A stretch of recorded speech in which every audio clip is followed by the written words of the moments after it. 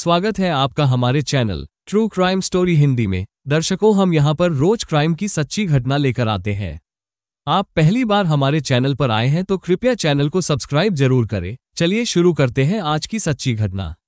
दोपहर 3 बजे के करीब दिल्ली पुलिस के कंट्रोल रूम को सुब्रतो पार्क स्थित एयरफोर्स मेडिकल सेंटर से सूचना दी गई कि एक सैनिक की मौत हो गई है, इसलिए थाना पुलिस भेजी जाए।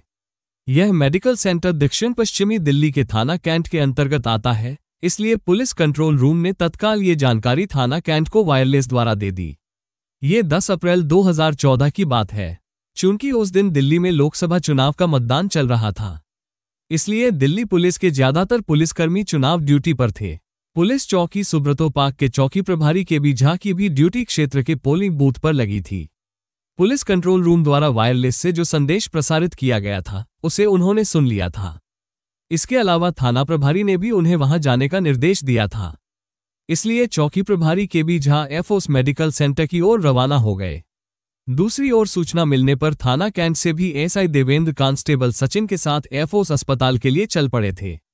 पुलिस के अस्पताल पहुंचने तक डॉक्टरों ने लाश को सफेद कपड़े में बंधवा दिया था।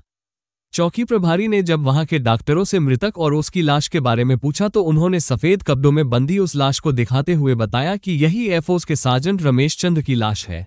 चौकी प्रभारी केबी झा ने पूछा कि रमेश चंद की मौत कैसे हुई, तो डॉक्टर ने बताया कि करीब 1 घंटे पहले इन्हें इनकी पत्नी सुधा एम्बुलेंस से लेकर आई थी। अस्पताल आने पर सुधा ने बताया था कि इन्हें हार्ट अटैक आया था, लेकिन जब इनकी जांच की गई तो पता चला कि इनकी मौत हो चुकी है। मृतक रमेश चंद की पत्नी सुधा गुप्ता वही थी। चौकी प्रभारी केबी झा ने पूछा कि यह सब कैसे हुआ, तो उसने कहा, सर, ये शराब के आदी थे। कल रात यानी 9 अप्रैल की रात 10 बजे के करीब जब ये घर आए तो काफी नशे में थे। यह इनकी रोजाना की आदत थी, इसलिए मैं कुछ नहीं बोली। खाना खाने के बाद जब ये सोने के लिए लेटे तो कहा कि सीने में दर्द हो रहा है। मैंने सोचा कि दर्द गैस की वजह से हो रहा होगा, क्योंकि इन्हें गैस की शिकायत थी। मैंने इन्हें पानी पिलाया और वहीं पास में बैठ गई। काफी देर तक इन्हें हल्का हल्का दर्द होता रहा। उसके बाद ये सो गए तो मैंने सोचा कि शायद इन्हें आराम हो गया है, फिर मैं भी इन्हीं के बगल में सो गई। सुबह 9 बजे जब ये सोकर उठे तो मैंने इनसे तबीयत के बारे में पूछा। इन्होंने बताया कि अब ठीक है। नहा धोकर इन्होंने नाश्ता किया और वोट डालने की तैयारी करने लगे। ये तैयार होकर घर से निकलने लगे तो इन्हें चक्कर आ गया। उस समय मैं किचन में थी।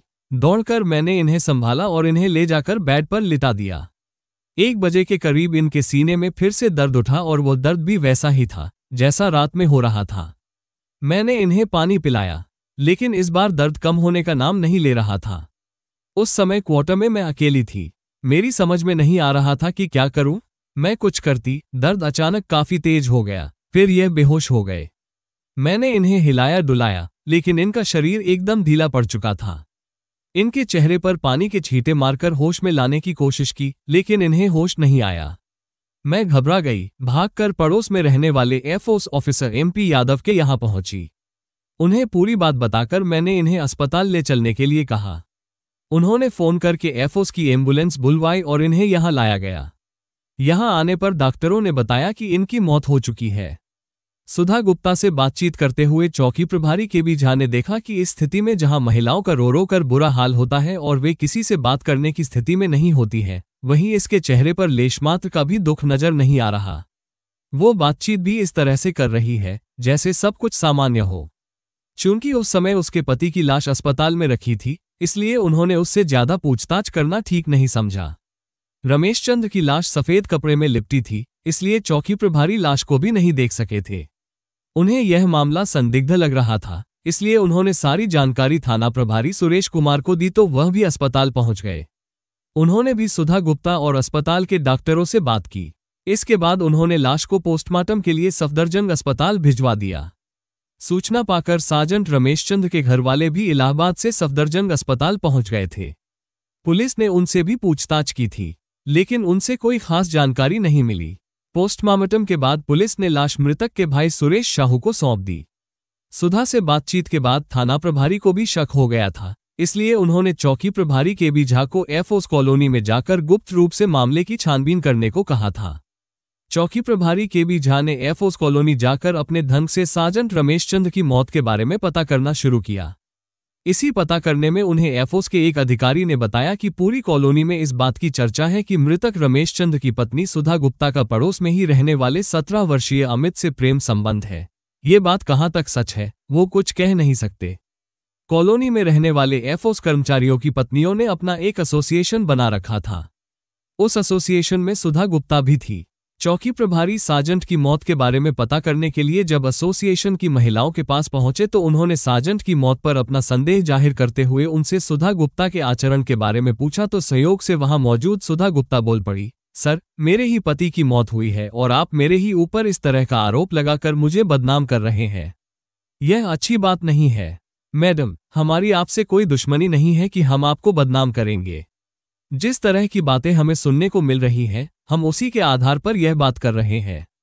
बहरहाल पोस्टमार्टम की रिपोर्ट मिल जाए उसके बाद हम आपसे बात करेंगे, चौकी प्रभारी ने कहा। चौकी प्रभारी ने कॉलोनी में रहने वाले कुछ एयरफोर्स के अधिकारियों से सुधा गुप्ता और अमित पर नजर रखने को कहा था। उन्हें डर था कि कहीं दोनों भाग न जाएं। 4 मई 2014 को सार्जेंट रमेश चंद की पोस्टमार्टम रिपोर्ट पुलिस को मिली। रिपोर्ट पढ़कर पुलिस हैरान रह गई। सुधा गुप्ता ने बताया था कि उसके पति की मौत हार्ट अटैक से हुई थी, जबकि पोस्टमार्टम के अनुसार उसकी मौत गला दबाने से हुई थी। इस रिपोर्ट से पुलिस को समझते देर नहीं लगी कि यह सब सुधा और अमित ने ही साजिश रचकर किया होगा। आगे की कार्रवाई करने से पहले चौकी प्रभारी ने सफदरजंग अस्पताल के उन डॉक्टरों से बात की जिन्होंने सार्जेंट रमेश चंद की लाश का पोस्टमार्टम किया था। डॉक्टरों ने बताया था कि उसकी मौत सांस की नली दबाने यानी गला घोंटने से हुई थी। उन्होंने ये भी बताया था कि उसकी गले की हड्डी में फ्रैक्चर भी था। ऐसा गला दबाने पर ही हुआ होगा। डॉक्टरों ने पुलिस को ये भी बताया था कि रमेश चंद की जेब से एक पर्ची मिली थी जो उन्होंने एयरपोर्ट अथॉरिटी को 1 अप्रैल को लिखी थी। उसमें लिखा था, मेरा कुछ दिनों से पारिवारिक क्लेश चल रहा है। मुझे नहीं पता कि मैं कितने दिन और रहूंगा। अगर मेरे साथ कुछ हो जाता है तो मेरी संपत्ति का आधा हिस्सा गरीबों में बांट दिया जाए, बाकी मेरी बेटी के लालन पालन पर खर्च किया जाए। पोस्टमार्टम रिपोर्ट और डॉक्टरों की बातचीत से साफ हो गया था कि रमेश चंद की मौत हार्ट अटैक से नहीं, गला दबाने से हुई थी, यानी उसकी हत्या की गई थी। पोस्टमार्टम रिपोर्ट और उस पर्ची के बारे में पुलिस उपायुक्त को भी अवगत कराया गया। उनके निर्देश पर 6 मई 2014 को थाना दिल्ली कैंट में सार्जेंट रमेश चंद्र गुप्ता की हत्या का मामला दर्ज कर लिया गया। इसके बाद इस मामले को सुलझाने के लिए डीसीपी सुमन गोयल ने एक पुलिस टीम बनाई। चौकी प्रभारी के.बी. झा ने जब अस्पताल में सुधा गुप्ता से बात की थी तभी उन्हें रमेश चंद्र की मौत पर शक हो गया था, लेकिन उस समय लाश कपड़े में बंधी हुई थी, इसलिए वो उसे देख नहीं पाए थे। लेकिन पोस्टमार्टम रिपोर्ट और पर्ची ने उनका संदेह सच में बदल दिया था। उन्हें कॉलोनी वालों से सुधा गुप्ता और 17 वर्षीय अमित के संबंधों के बारे में पता चल गया था। अब उन्हें लग रहा था कि इन्हीं संबंधों की वजह से सुधा गुप्ता और अमित ने रमेश चंद्र को ठिकाने लगाया था। चूंकि सुधा गुप्ता तेजतर्रार और उच्च शिक्षित महिला थी, इसलिए पुलिस पूरे सबूतों के साथ ही अब उससे पूछताछ करना चाहती थी। पुलिस को सुधा गुप्ता और अमित के मोबाइल नंबर मिल गए थे। पुलिस ने दोनों नंबरों की कॉल डिटेल्स निकलवाई। पता चला कि दोनों ने पिछले 1 महीने में एक दूसरे को करीब 1,500 फोन किए थे। दोनों ने इतनी कॉल्स किसी अन्य नंबर पर नहीं की थी। इस कॉल डिटेल्स ने पुलिस के शक को और मजबूत कर दिया था। पुलिस को पर्याप्त सबूत मिल गए तो सुधा को पूछताछ के लिए थाने बुलाने की तैयारी होने लगी। सुधा एयरफोर्स कॉलोनी के क्वार्टर नंबर G28 में रहती थी। अमित भी वहीं पास में रहता था। पूछताछ के लिए बुलाने की खातिर पुलिस जब दोनों के क्वार्टरों पर पहुंची तो दोनों ही अपने क्वार्टरों से गायब मिले। इससे यही अंदाजा लगाया गया कि पुलिस की जांच सही दिशा में जा रही थी। दोनों कहीं दूर न चले जाएं, इसलिए पुलिस टीम सरगर्मी से उनकी तलाश करने लगी। इधर उधर भागादौड़ी करने के बाद पता चला कि सुधा गुप्ता और अमित वसंत विहार के वसंत गांव में रह रहे हैं। आखिर पुलिस उनके ठिकाने पर पहुंच ही गई। सुधा को जरा भी उम्मीद नहीं थी कि पुलिस वहां पहुंच जाएगी, इसलिए पुलिस को देखकर वह हैरान रह गई। सुधा ने वो फ्लैट किराए पर ले रखा था। पुलिस को देखकर मकान मालिक भी आ गया था। पूछताछ में मकान मालिक ने बताया कि फ्लैट किराए पर लेते समय सुधा ने अमित को अपना पति बताया था। इस तरह पुलिस को सुधा के खिलाफ एक और सबूत मिल गया था। पुलिस सुधा और अमित को लेकर थाने आ गई। थाने में आते ही थाना प्रभारी ने सुधा से पूछा, सच सच बताओ, तुमने अपने पति को क्यों मारा?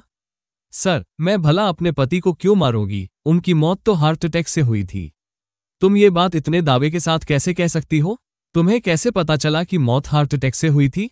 थाना प्रभारी सुरेश कुमार वर्मा ने पूछा। उनके सीने में जिस तरह से दर्द हुआ था, उससे मैंने अंदाजा लगाया था कि उन्हें हार्ट अटैक आया था। हमारे पास जो पोस्टमार्टम रिपोर्ट है, उसमें साफ लिखा है कि रमेश चंद्र की मौत गला दबाने से हुई थी। ये कैसे हो सकता सर? मेरे सामने उन्हें हार्ट अटैक आया था। सीने में दर्द से ही वो बेहोश हुए थे, सुधा गुप्ता ने कहा। थाना प्रभारी कुछ और पूछते, इससे पहले वहीं बैठे चौकी प्रभारी केबी झा बोले, अच्छा सुधा, ये बताओ कि अमित से तुम्हारा क्या संबंध है?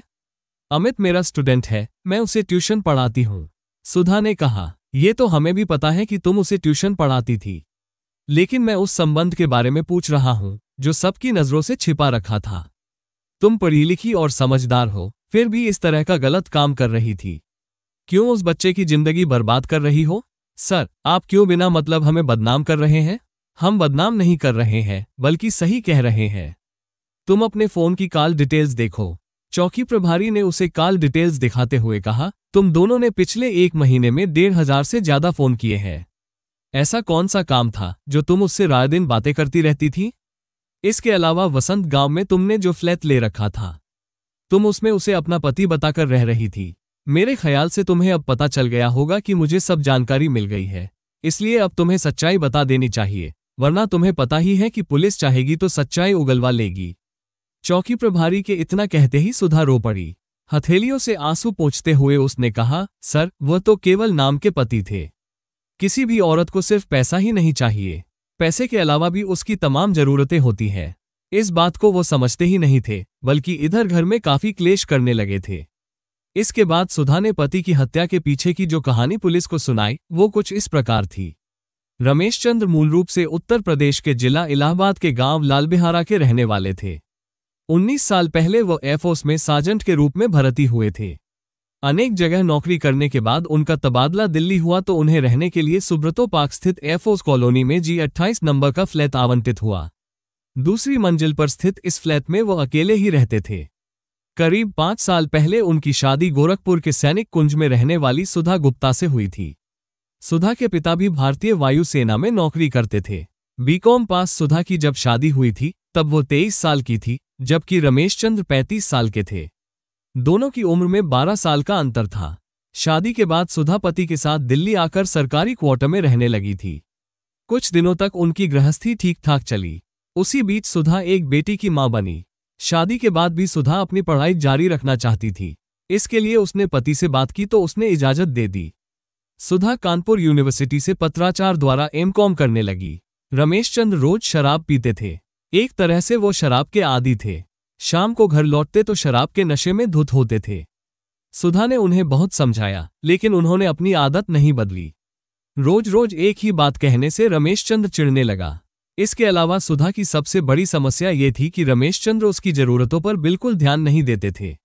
घर में हर तरह की सुख सुविधा थी, लेकिन रमेश चंद्र यह नहीं समझते थे कि सुख सुविधाओं के अलावा भी पत्नी की अन्य जरूरतें भी होती हैं। रमेश चंद्र नशे में धुत आते और खाना खाकर सो जाते। पत्नी की भावनाओं पर वो बिल्कुल ध्यान नहीं देते। सुधा कभी पहल करती, तब भी वो उसे संतुष्ट नहीं कर पाते थे। लिहाजा वो तड़प कर रह जाती थी। सुधा की यह ऐसी समस्या थी जिसे वो किसी से कह भी नहीं सकती थी। उसकी और रमेश चंद्र की उम्र में जो 12 साल का अंतर था, उसे अब वो साफ महसूस कर रही थी। पति की इन उपेक्षाओं से वो चिड़चिड़ी सी हो गई थी। पति के ड्यूटी पर चले जाने पर सुधा बेटी के साथ मन बहलाने की कोशिश करती।